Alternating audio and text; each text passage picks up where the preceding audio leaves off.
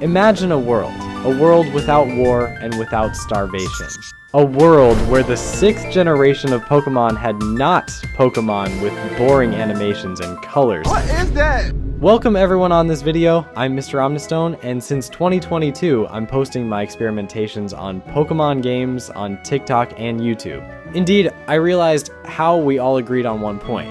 When Pokemon made his transition between 2D sprites and 3D models with Pokemon XY, we were disappointed.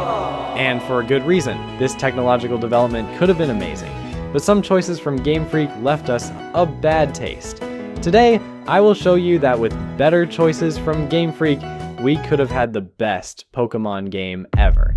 One of the major problems with the 3D models in Pokemon is their animations. Probably due to a lack of time from Game Freak, the idle animations displayed in battles are most of the time boring if we compare them to the 2D sprites.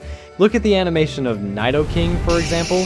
You can feel his power in his Gen 5 sprites. He's breathing heavily, he exudes combativity, and you can sense his personality. He's combative and brutal. Meanwhile, with his 3D model, he is just there. Standing and moving weirdly instead of looking combative and brutal, he looks like he doesn't know what to do with his arms. Or his tail. Making him look out of battle. And this is the case for many Pokemon, but don't worry, we will fix them later. Another major problem with this transition was the colors. The 2D sprites were vibrant, saturated, and instantly recognizable.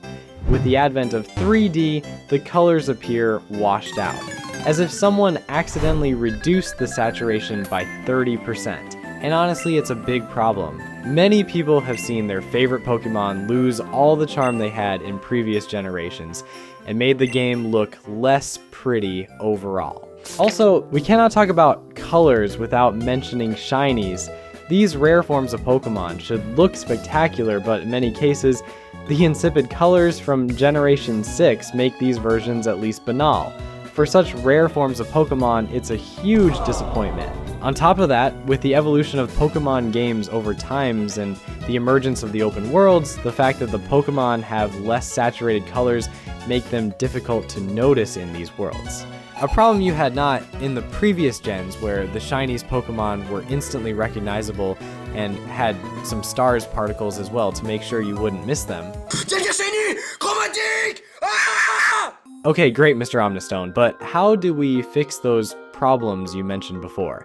Well, since we're talking about a 3D game, it means we could rework the animations of the Pokemon with any 3D software, right? Well, I present to you Blender, a free 3D software where I'm able to create animations, 3D models, environments, change the colors, everything we need to solve these problems.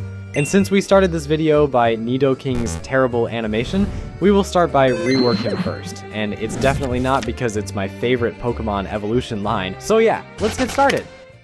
To be completely honest with you, my favorite Nidoking sprite is his Heart Gold and Soul Silver sprite. So in order to create a better animation for Nidoking, I needed a good pose. This is why I decided to base myself on the 2D sprites, because as we mentioned before, they were really translating the brutal personality of Nidoking, and I thought that replicating their pose in 3D was a good start. And after a few hours of work, where each animation took me between 20 minutes and 40 minutes to make, I managed to rework the idle animation of more than 20 Pokemon. So I remade Nidoking, of course, who looks way more alive and aggressive than his previous official animation. I mean, you can feel he is ready to fight this time, and he is not looking weird like before. Lucario, who was really just standing in his previous animation, so I gave him a proper battle pose, and he finally looks alive. Also, one of my favorite rework, Blastoise, who really had a ridiculous pose. He looked like he couldn't move his arms, so I gave him a pose where he's not looking stuck. I also changed his eyes so he looks more alive, and I also fixed his water cannons that look tiny. Now he has real big and powerful cannons. Another special case is Gyarados. With the introduction of the Sky Battle for Flying type Pokemon, most of the Flying type lost their charm because Game Freak had to create animation for these Pokemon where they had to actually fly. So these Pokemon sadly end up in the air instead of having a cool pose, which could have been easily fixed by giving these Pokemon two different idols animations, one that would have been displayed in Sky Battle and one that would have been displayed in a classic battle. But, I guess that would have been too hard to do, right? About the colors, I really had not much to do, to be honest. By simply adjusting the parameters of saturation of the textures, we can get back the vibrance that made the 2D sprites strong. Take a look at Garchomp, for example. I'm just boosting the saturation by 30% and there you go. And to be fair, I could do that for every single Pokemon, which means it was probably just some bad settings on the shaders that made the colors inside the game insipid, which is, let's be honest, pretty sad. And as we mentioned before, Shinies are the collateral victims of these dull colors, and I think we can establish two categories of these Shinies Pokemon. The first one are those which are, again, distinguishable when we apply a saturation boost. Like Gengar, for example. Before the saturation boost, they really look too much alike. But look, afterward we can finally differentiate them clearly. And the same goes for Dusclops, before the saturation boost and after the saturation boost. You can notice how the difference is really impressive for such little effort. However, for the second category, it needs more than a saturation boost to be differentiable again. Indeed, in the open world games, if even a color saturation boost is not enough to make them clearly noticeable, the only way to avoid these moments where you have to search for Shinies Pokemon for hours, or even maybe being able to miss them, is to rework them from scratch. And you might say, but it's not possible to do that. But there are a lot of Pokemon Shinies that have changed over time, so why not today? And overall, there are a lot of Pokemon that could have deserved better colors for their shiny form.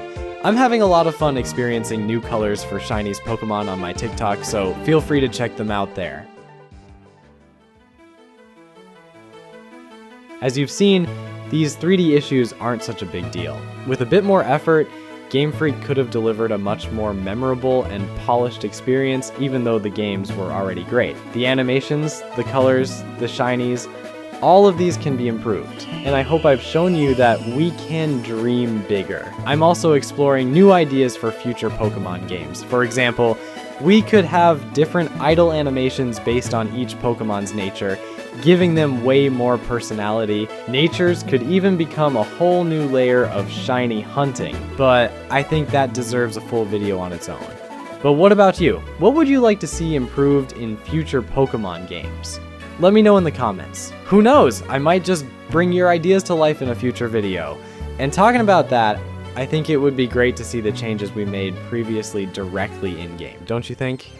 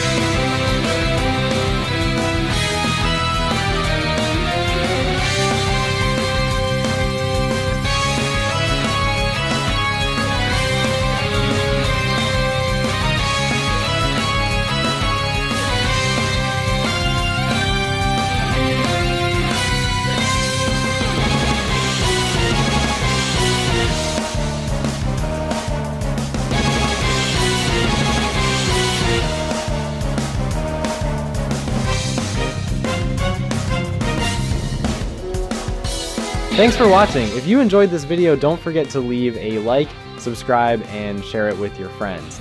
Let's celebrate together what Pokemon could be at its very best. See you soon for more adventures right here on the channel. Bye.